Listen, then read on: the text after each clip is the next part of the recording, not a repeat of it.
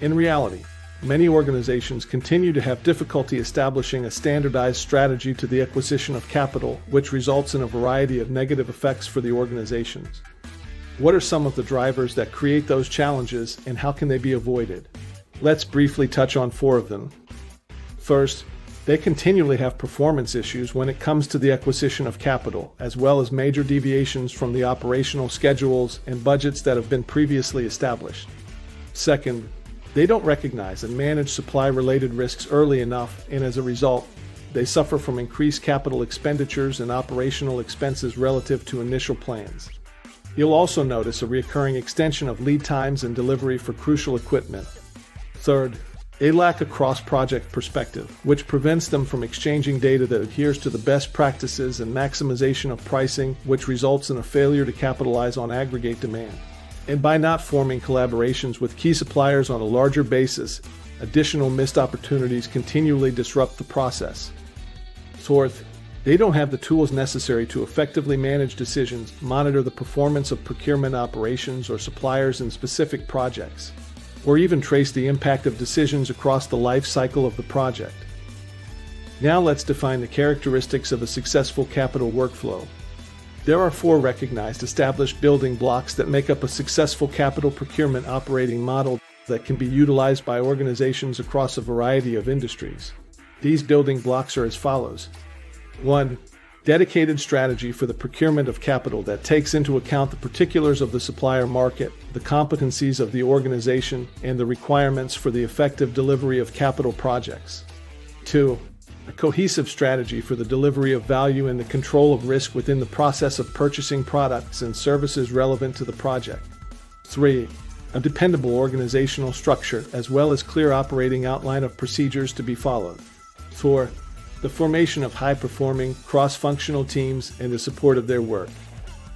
When correctly aligned with both internal and external stakeholders, and when consistently applied, this strategy has the potential to improve an organization's performance in its role of capital procurement in a way that's sustainable.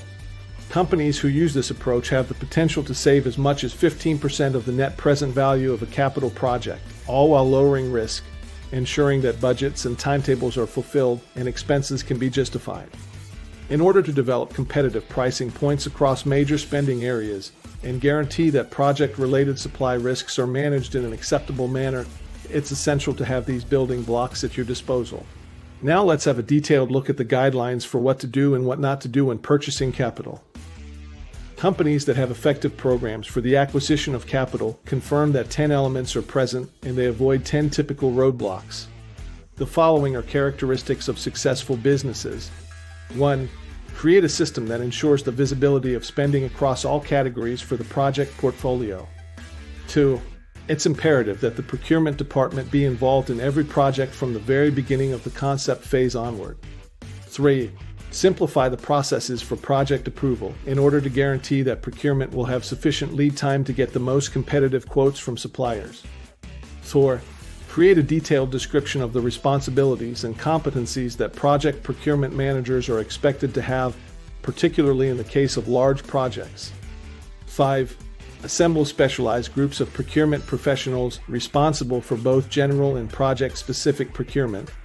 6. Included in the project handbook should be a detailed explanation of the multifunctional procurement processes. 7. Take into consideration the total cost of ownership when making judgments on important pieces of equipment and investments. 8. Monitor the performance of the project and its partners based on key performance indicators that address the performance of the project and its progress, as well as the efficiency of procurement and the cost performance of suppliers. Diligently evaluate a variety of alternative contract models and incentive plans based on the complexity and size of the project. 9. Maintain a rigorous watch over compliance with the procurement processes, including any subcontractors that assume procurement responsibilities. 10.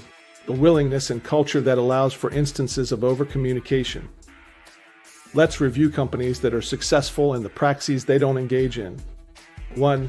They're speculative with spending levels that can't possibly be accounted for in any reasonable way.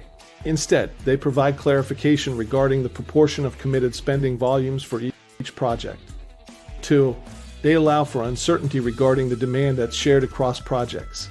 Instead, they use common project and equipment structures to establish work packages. 3. Minimize your company's regular contact with the most important stakeholders. 4. Committing to suppliers too early in the process. Successful companies don't let engineers and design personnel make commitments with potential suppliers prematurely, because doing so limits supply options and precludes competitive contract negotiations. 5.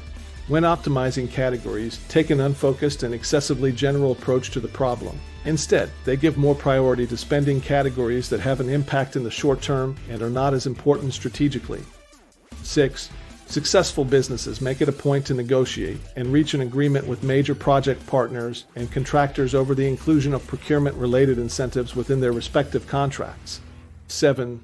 They ignore the dynamics that are unique to the project. Instead, they take into account project timeframes and limits when approaching multiple projects at once through methods such as bundling, failing to identify the career paths and jobs available in procurement companies that are successful in attracting talent. 9. Failing to accurately compute the amount of savings. It's preferable to establish clear rules on how value is defined and how possible savings should be expressed in order to improve the likelihood of success. 10. Place an excessive amount of emphasis on the completion of the job. On the other hand, successful businesses regularly review their procurement strategies and deadlines in light of potentially shifting project business cases.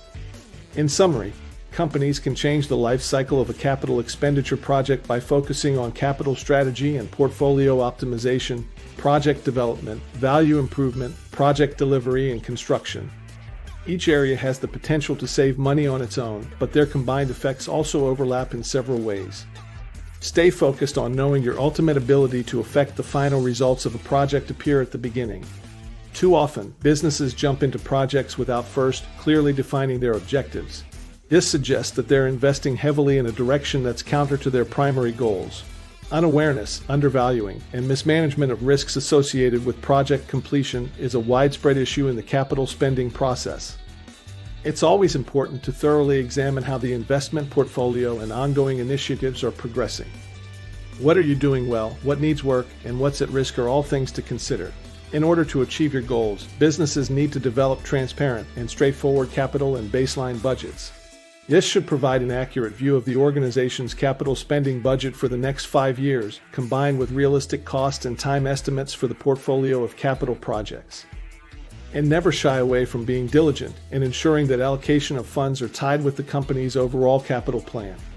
It's at that point when you'll examine financial inflows and outflows, ensuring that funds are consistent with your plans.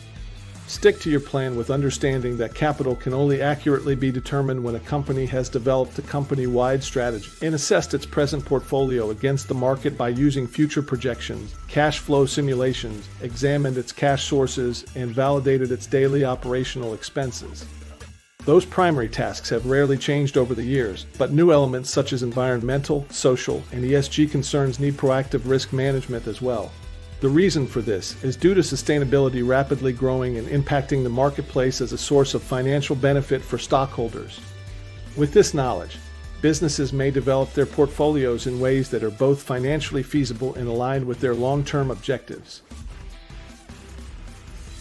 Whether you were listening through headphones, earbuds, or your car speakers, I appreciate you hanging out with me. Now, if you would, go ahead and press that big subscribe button. It really helps me when you do that.